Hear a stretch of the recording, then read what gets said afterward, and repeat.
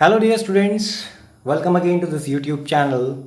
Today we are going to study goodwill, nature and valuation.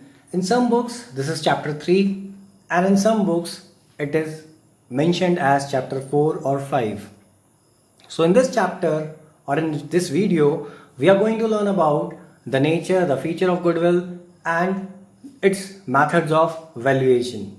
So keep watching this video till end and clear all your concepts related with goodwill. So when we talk about the word goodwill, the first thing which comes to our mind is the reputation. तो जैसी बात होती है goodwill की, सबसे पहला word जो हमारे माइंड में आता है वो होता है रेप्यूटेशन. जनरली अगर आप किसी से भी गुडविल की बात करेंगे तो गुडविल को रेप्यूटेशन ही डिफाइन करता है. वो कहता है कि रेप्यूटेशन ऑफ फर्म या reputation of a particular person, जब हम पर्सन के रेफरेंस में बात करते हैं तब. बट गुडविल का मीनिंग कुछ और होता है.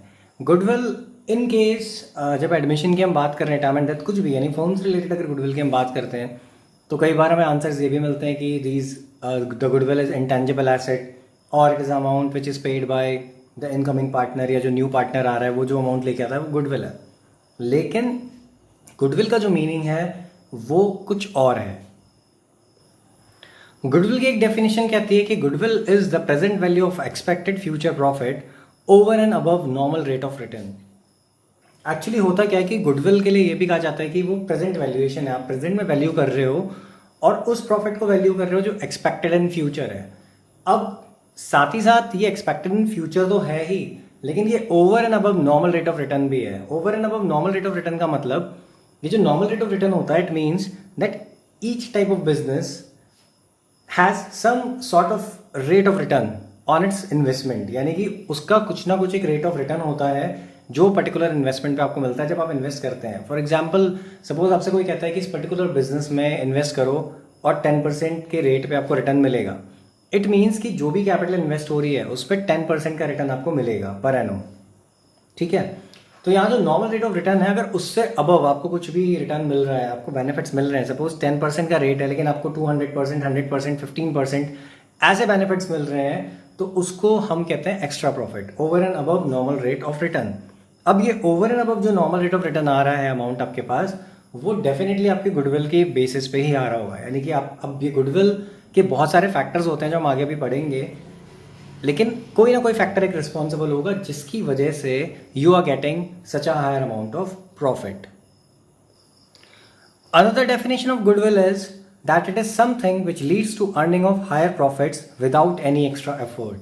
यानी विदाउट एक्स्ट्रा एफर्ट दिए, विदाउट अलग से मेहनत करे हुए आपको कुछ एक्स्ट्रा मिल रहा है, एक्स्ट्रा हायर प्रॉफिट मिल रहे हैं, वो गुडविल की वजह से होता है. यानी कि गुडविल ही रिस्पॉन्सिबल होती है इस चीज़ के लिए.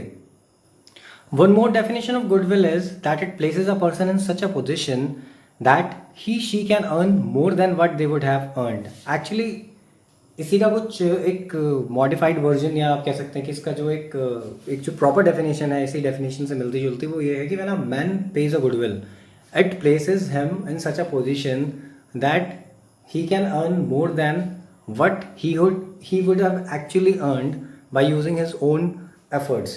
Actually इसका मीनिंग क्या है कि जो गुडविल होती है जब एक पर्सन पे करता है, जैसे कि मैंने कहा था कि इन केस बहुत सारे स्टूडेंट्स आंसर ये देते हैं कि goodwill is something which is paid by the new incoming partner. तो आखिर वो इनकमिंग पार्टनर गुडविल क्यों पे कर रहा है, क्यों एक अमाउंट पे कर रहा है other than the amount of capital. Actually होता क्या है कि when a firm is being running from a long time, तो उस फर्म की वजह से, उस फर्म के मार्केट में होने की वजह से उसकी अपनी एक इमेज बन जाती है, उसकी अपनी एक रेपुटेशन होती है, उसके पास कुछ ओल्ड कस्टमर्स होते हैं, those who are loyal to that company, और वो रेगुलरली क्या करते हैं, उस कंपनी के प्रोडक्ट्स को परचेज करते हैं, साथ साथ उनको एंडोर्स भी करते हैं टू समवन एल्स कि भाई आप इसे खरीदिए, बहुत अच्छे प्रोडक्ट हैं, काइंड ऑफ थिंग. अब उससे उस फर्म को क्या होता है, बेनिफिट्स मिलते हैं, प्रॉफिट हो रहा होता है. तो ऐसे सिचुएशन में जब आप किसी को नया पार्टनर उसमें एडमिट करते हैं एज अ न्यू पार्टनर, तो ये जो गुडविल होती है उसको अश्योर कर देती है कि that in near future he और she is going to earn profits. अगर वो खुद बिजनेस नया स्टार्ट करते सिमिलर नेचर का, तो उनको बहुत कंपटीशन फेस करना होता, बहुत सारी स्ट्रैटेजीज बनानी होती, एंड देन भी ये श्योरिटी नहीं होती कि whether they are going to earn profit और नॉट इन नियर फ्यूचर. तो अब इस केस में क्या हुआ है कि जब आप किसी नए पार्टनर को एडमिट करते हैं अपनी फर्म में, तो ऑलरेडी उस सिचुएशन की वजह से, यानी कि क्योंकि फर्म पहले से चल रही थी तो फर्म की गुडविल मार्केट में है, उसकी एक प्रॉपर इमेज है, तो उससे बेनिफिट आपको ये मिल जाता है कि आपको प्रॉफिट मिलेगा ही मिलेगा हर हाल में। दैट इज़ वाई तो जो ओल्ड पार्टनर्स अपने शेयर को सेक्रीफाइस कर रहे हैं in favour of new incoming partner, तो उसको ही कॉम्पनसेट करने के लिए जो इनकमिंग पार्टनर होता है, न्यू इनकमिंग पार्टनर, वो गुडविल पे करता है। So these are some features of goodwill. Goodwill is intangible asset. ठीक है, गुडविल इंटेंजिबल एसेट है। Intangible asset means that you can feel it but you can not touch it, you can not see it. Second point is that no separate existence other than the firm. जो goodwill है उसका कोई separate existence नहीं होता, वो firm से ही related होती है, यानी फर्म और गुडविल वो दोनों एसोसिएटेड हैं, वो दोनों अलग नहीं हैं। अगर आप सोचें कि आप फर्म को अलग कर दो और गुडविल अलग होगी, ऐसा नहीं है, वो दोनों क्या है, को एग्जिस्ट करते हैं। बिकॉज यहाँ पर जो गुडविल आती है, गुडविल किस बेसिस पे जनरेट होती है? गुडविल आपके नेम, आपके ट्रेडमार्क, आपके पेटेंट राइट्स, उसके बेसिस पे होती है। तो अगर आप फर्म का नाम चेंज कर दोगे, गुडविल भी वो नहीं रहेगी जो है। यानी अगर आप सडनली एक बिजनेस किसी को सेल करते हैं और वो उस बिजनेस के नेम को चेंज कर देता है, तो गुडविल वो नहीं रहेगी, क्योंकि आप कितने भी क्लैरिफिकेशन, जस्टिफिकेशन देंगे कि सेम गुडविल, यानी कि सेम फर्म है, सेम प्रोडक्ट है, बट आपको हो सकता है कि वो रिस्पॉन्स नहीं मिलेगा जो आपको प्रीवियसली मिलता था। तो इसलिए दोनों अलग नहीं हो सकते। Can be measured only when business is sold. Exact valuation अगर हम गुडविल का करें तो वो तभी होता है कि when you are selling the business. आप बिजनेस को जब सेल कर रहे हो तब आपको एग्जैक्ट जो वैल्यूएशन है वो मिल जाता है, बिकॉज उसके बेसिस पे ही आपके बिजनेस की जो प्राइस होती है वो डिसाइड होती है। Then next point, attractive force that brings customers regularly to the place of business. तो ये जो गुडविल होती है ये बहुत अट्रैक्टिव फोर्स होता है। एक गुडविल ही रिस्पॉन्सिबल होती है कि जो कस्टमर्स होते हैं, old customer visits old places, ये भी एक डेफिनेशन थी गुडविल की। तो ये गुडविल ही रिस्पॉन्सिबल है इस चीज़ के लिए, यानी वो एक ऐसा फोर्स है जो कस्टमर्स को अट्रैक्ट करता है, और कस्टमर्स गुडविल की वजह से ही आपकी फ़ोन का प्रोडक्ट यूज़ करते हैं। आप उसको ऐसे भी समझ सकते हैं कि आपके नियर बाय कोई शॉप होगी, आप स्पेशली उस शॉप को विजिट करते होगे किसी और शॉप को छोड़कर, बिकॉज वहाँ पे या तो आपको जो शॉपकीपर है वो बहुत अच्छी सर्विसेज प्रोवाइड करता होगा, या उसके पास टाइमली गुड्स अवेलेबल होते होंगे, या फिर उसका नेचर, बिहेवियर और वे ऑफ डीलिंग बहुत अच्छा होगा। तो कोई भी एक रीज़न हो सकता है गुडविल का, और यही रीज़न है कि आप बार बार उस शॉप पे जाओगे। So if we talk about the factors affecting goodwill, तो उसमें सबसे पहले आता है efficient management. Management we all know कि मैनेजमेंट क्या होता है, it is a process of working with and through others. यहाँ पे एफिशिएंट मैनेजमेंट का मतलब ये है कि that if a firm is having capable people, यानी कि वहाँ पे बहुत ही कैपेबल, बहुत ही डिजर्विंग, बहुत ही क्वालिफाइड लोग हैं, आपने अपॉइंट करा है उनको, and they are managing the affairs of the firm. तो उससे होगा क्या कि वी ऑल नो कि रिसोर्सेज क्या है, लिमिटेड है, तो रिसोर्सेज जो है प्रॉपर वे में यूटिलाइज होंगे and it will provide you with the higher return और हायर प्रॉफिट्स। और प्रॉफिट जितना ज़्यादा होगा, गुडविल भी क्या होगी, उतनी ज़्यादा बढ़ेगी। Next factor that affects goodwill is favourable location. अगर आपकी लोकेशन बहुत ही फेवरेबल है, लोकेशन ऐसी है जहाँ पे इजी एक्सेस है, कोई भी इजीली आ सकता है, मेन मार्केट में है, तो उससे आपके बिजनेस को थोड़ी एडवांटेज मिलेगी as compare to remote location. अगर आपने अपने बिजनेस को ऐसी जगह सेटअप किया है जो रिमोट लोकेशन पे है, ईजिली एक्सेस नहीं किया जा सकता, तो वहाँ पर ऑब्वियसली आपको जो सेल होगी, या आप कह सकते हैं जो भी आप सर्विसेज प्रोवाइड करते हैं, उसमें ऑब्वियसली प्रॉब्लम आएगी एंड आपकी जो गुडविल है वो भी इंक्रीज़ नहीं होगी, बिकॉज आपको प्रॉफिट जो है वो क्या होगा, डिक्रीज़ होगा, या इवन ज़ीरो भी हो सकता है कि आपको प्रॉफिट ना मिल पाए। आप इसका एग्जाम्पल सिंपल वे में समझ सकते हैं। सपोज आप एक रेस्टोरेंट स्टार्ट करते हैं, आप किसी रिमोट लोकेशन में खोल देते हैं उसको, जहाँ पर रोड्स प्रॉपर नहीं है, कम्युनिकेशन नहीं है, ट्रांसपोर्टेशन की कोई वैसी फैसिलिटी नहीं है, पब्लिक ट्रांसपोर्ट नहीं चलता है, तो ऐसी जगह पे हार्डली आई थिंक कि कोई आएगा। गिने चुने एक दो कस्टमर्स हो सकते हैं दिन भर में आ जाएं, बट जो मास आप चाहते हैं, जो आपको चाहिए एक्चुअली प्रॉफिट के लिए या हायर रिटर्न्स के लिए, वो आपको वहाँ पे मिल नहीं पाएगा। एंड इसके जस्ट ऑपोजिट, अगर आप अपने रेस्टोरेंट को किसी मेन लोकेशन में सेटअप करते हैं, किसी ऐसी जगह पे लगाते हैं जो मार्केट प्लेस पे है, तो वहाँ पर फिर आपको एडवांटेज ये मिलेगी कि वो इजीली एक्सेस होगा, लोग आ जाएंगे, कस्टमर वॉक इन ज़्यादा होगी, and your firm will start earning higher profits, and obviously आपकी जो गुडविल है वो भी इंक्रीज हो जाएगी। नेक्स्ट फैक्टर जो अफेक्ट करता है गुडविल को वो है क्वालिटी ऑफ प्रोडक्ट और सर्विसेज। अब अगर आपकी फर्म अच्छी क्वालिटी के प्रोडक्ट प्रोवाइड करती है, अच्छी सर्विसेज दे रही है, इवन अगर आपका कोई ऐसा प्रोडक्ट है जिसमें आफ्टर सेल सर्विस की रिक्वायरमेंट है, if you are providing that, तो उससे भी आपकी जो फर्म की गुडविल होती है वो क्या होती है, उसकी वैल्यू मार्केट में इंक्रीज होती है। बिकॉज आपने कस्टमर को सेटिस्फाई किया है तो वो ऑब्वियसली दूसरे कस्टमर को आपके प्रोडक्ट को रिकमेंड करेगा। देन नेक्स्ट फैक्टर जो है वो है age of firm. Age of firm का मतलब है कि जो फर्म है वो कितने लंबे टाइम पीरियड से मार्केट में एग्जिस्ट करती है। जितना लॉन्गर ये पीरियड होगा उतनी ही बेटर गुडविल फर्म की होगी। यानी अगर आप एक फर्म स्टार्ट करते हैं और वो फर्म लास्ट 10-20 ईयर्स से मार्केट में है तो ऑब्वियसली उसकी गुडविल ज़्यादा बेटर होगी एज़ कम्पेयर टू उस फर्म के जो न्यूली मार्केट में लॉन्च हुई है। एंड यही रीज़न है कि आपने बहुत सारे रेस्टोरेंट्स, बहुत सारी कंपनीज़ को देखा होगा जो अपने बैग्स के ऊपर या अपने प्रोडक्ट के ऊपर क्या लिखते हैं, since 1970, since 1960, since 1947।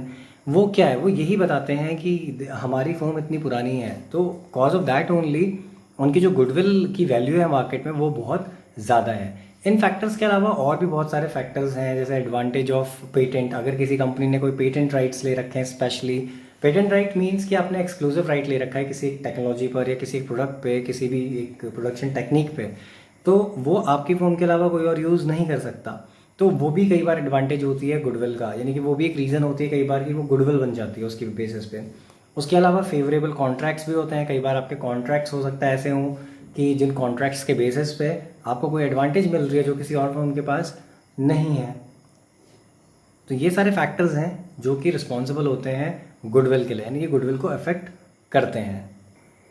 If we talk about types of goodwill, तो गुडविल जनरली दो टाइप की होती है, एक होती है परचेज, एक होती है सेल्फ जनरेटेड गुडविल।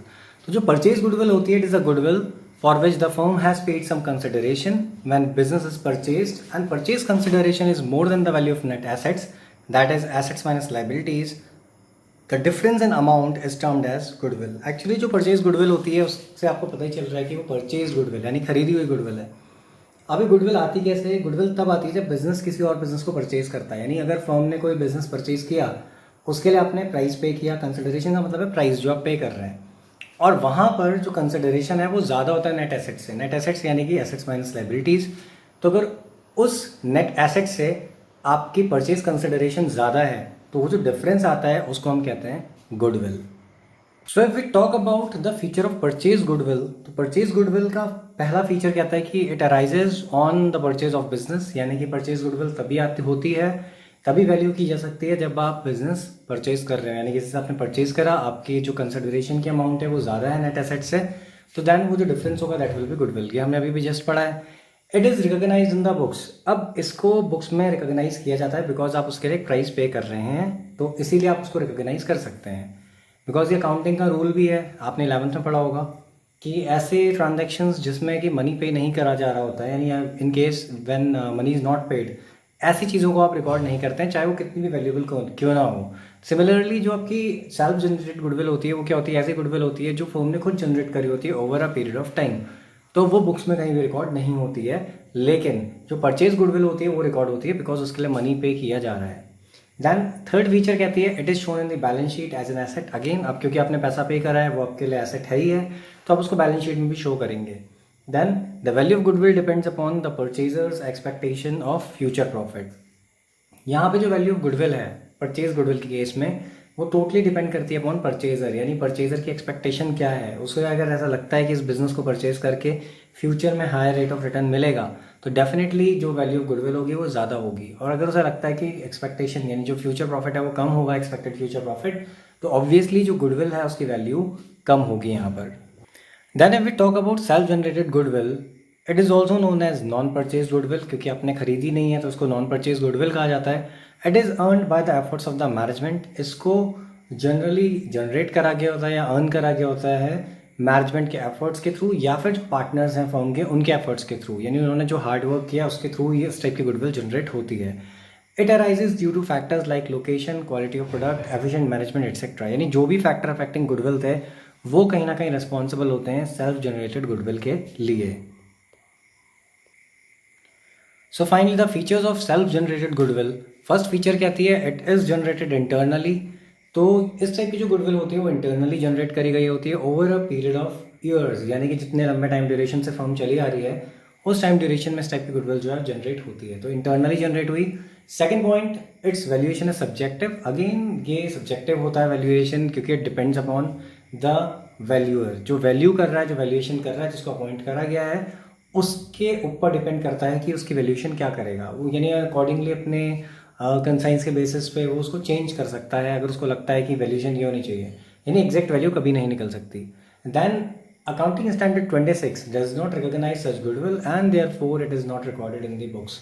तो जो इंटेंजिबल एसेट्स से रिलेटेड रूल है अकाउंटिंग स्टैंडर्ड 26 का, वो इस तरह की गुडविल को रिकॉग्नाइज नहीं करता, यानी इंपॉर्टेंस नहीं देता है। एंड यही रीज़न है कि इस तरह की गुडविल जो है बुक्स ऑफ अकाउंट्स में रिकॉर्ड नहीं होती है, बिकॉज ये ऑलरेडी हमने 11th में पढ़ा है अकाउंटिंग प्रिंसिपल्स में कि अगर किसी एसेट के लिए हम पैसा पे कर रहे हैं, if you are paying money for an asset, then only it will be recorded, because वहाँ पे ट्रांजैक्शन प्रूव हो जाता है कि पर्टिकुलरली ट्रांजैक्शन हुआ है।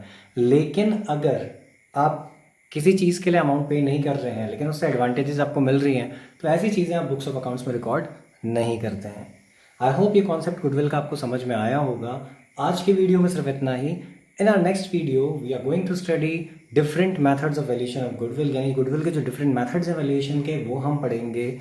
सो subscribe this channel so that you can get the notification related to the latest happenings on this channel.